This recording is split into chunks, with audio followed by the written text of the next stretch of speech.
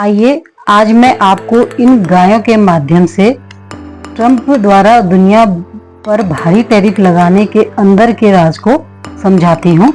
जैसे ट्रंप ने खासकर भारत पर दुनिया का सबसे ज़्यादा टैरिफ लगा दिया है और इसकी आड़ में ट्रंप हमें ब्लैकमेल करना चाह रहे हैं।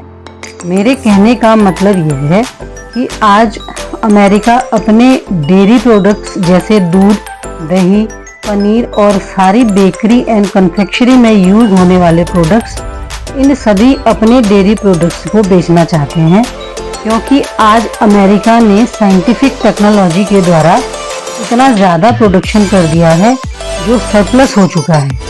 आप सभी को यह जानकर आश्चर्य होगा कि आज अमेरिका में मात्र 22,000 कॉर्पोरेट फार्मर हैं जिनका उत्पादन इतना ज़्यादा हो चुका है कि अमेरिका में इसकी खपत हो पाना मुश्किल हो रहा है, क्योंकि वहाँ पॉपुलेशन यानी जनसंख्या मात्र 35 करोड़ के आसपास ही है। इसलिए ट्रंप जी पगला गए हैं और वे ये भी जानते हैं कि खपत पूरी दुनिया में सिर्फ भारत में ही हो सकती है, क्योंकि हमारे देश की जनसंख्या 145 करोड़ के आसपास है।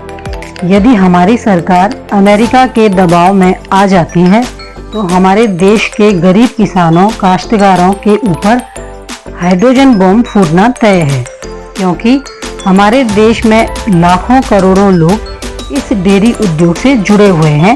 क्योंकि आज दुनिया का सबसे ज़्यादा दूध का उत्पादन हमारे देश में ही होता है और दुनिया के सबसे ज़्यादा दुधारू जानवर भी हमारे ही देश में पाले जाते हैं।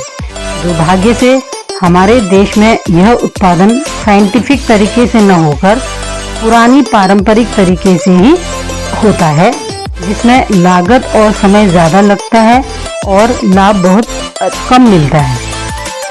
यदि गलती से हमारी सरकार ट्रंप के आगे झुक जाती है तो हमारे देश के करोड़ों किसानों का भविष्य अंधकार में जाना तय है और साथ ही साथ हमारे देश के स्वदेशी ब्रांड जैसे अमूल, मदर डेयरी, आंचल डेयरी आदि का भविष्य भी अंधकार में जाना या डूबना तय है।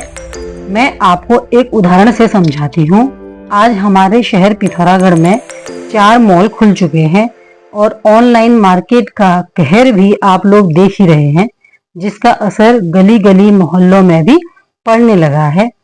इन विशालकाय कंपनीज का सामना एक छोटे दुकानदार के बस की बात नहीं है। यह तो सिर्फ और सिर्फ सरकार के ही बस में है। मेरे कहने का मतलब यह है कि यदि ये टैरिफ देश में लागू हो गया तो इसका असर हमारे पहाड़ों पर भी पड़ने लगेगा।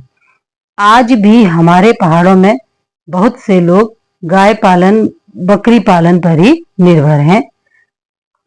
मेरी हमारे देश की सरकार से गुजारिश है, ऐसी नीतियां बनाई जाएं कि देश के नौजवानों को जेनजी बनने से रोका जा सके। बाकी अगले वीडियो में। धन्यवाद।